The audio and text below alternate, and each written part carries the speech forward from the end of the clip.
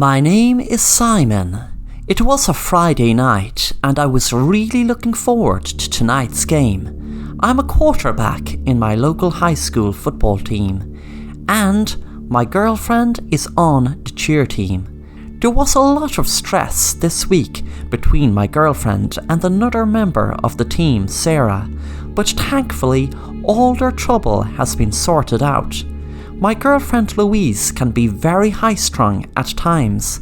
I hadn't seen my girlfriend since yesterday. I got into a huge fight with a guy, and when it was over, I just saw my girlfriend cry and run away.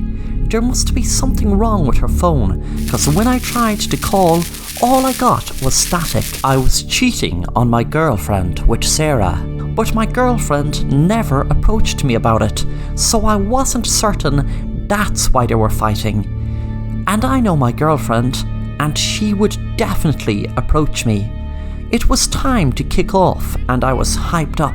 We were playing our rival school, Moontown High School. Our team, Lime Street High School, were on top of their game this season, thankfully. But tonight's game was very important. The game started off very rough indeed. There were guys kept running for me, and it was like they were targeting me.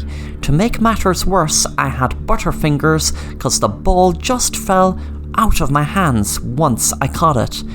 These guys seemed to really have it in for me. I was exhausted at half time, and when I walked into the dressing room, everyone ignored me. I didn't know what was happening. Suddenly, I went out on the field and waved at my girlfriend, and she was ignoring me also and just started cheering with the rest of her team. It was after the game I felt like I was having a nightmare when my teacher got up to speak to everyone. Okay everyone, it was a decision made by the school council that we play this game in memory of Simon, and even though we were on the edge of calling it off, we decided to play the game in Simon's memory. He was such a great student and great player. I tuned the sound of my teacher out, as now I remembered getting hit by a yellow school bus, running across the road to my girlfriend, so excited to see she was talking to Louise. I tried for weeks to get them to be friends again, and when I finally did, I got hit by a school bus. But it was then I remembered a few weeks ago we were messing with a new kid in school who was into witchcraft and said if we wanted something to happen, we needed to sacrifice something we love. I then realised I made a pact with the new student to my girlfriend and Sarah be friends again. Then I walked up to my girlfriend and Sarah speaking. I couldn't believe what I heard my girlfriend say. I swear, I was so angry at him cheating with you, I didn't even realise I was going to push him in front of a bus. I didn't even see it coming. What if there was CCTV? I was wondering why I didn't remember her pushing me. Then the student from my school walked up to me and said, "Don't worry, this was all mapped out for you. Don't you see? I died too, but came back to life." I was shocked, wondering what he meant. Then suddenly I could hear voices and see lights.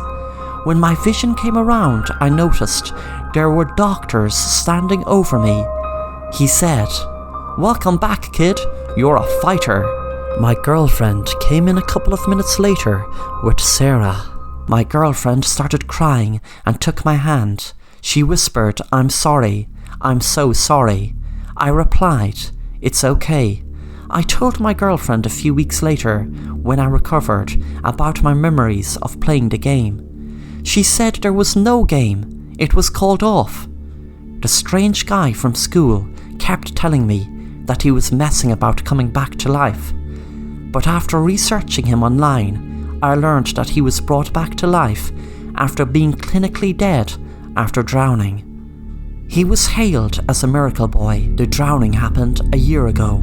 When I approached him about it, he told me it would be better to forget the whole thing, because when he decided to tell people about the sacrifice, etc., they just thought he was crazy. The boy looked confused.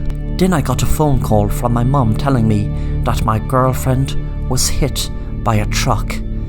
I had then realised why the boy looked confused. Then he looked shocked. He said, "More than likely she hadn't known what the sacrifice would be."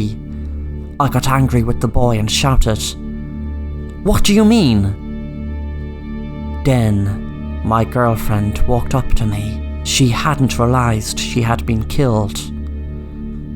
The boy said, "You can see dead people. That's the thing about this." My girlfriend smiled and said, "What's wrong?" I had then realised the reason I came back to life was because my girlfriend wished for me to get better, not knowing that she would sacrifice herself.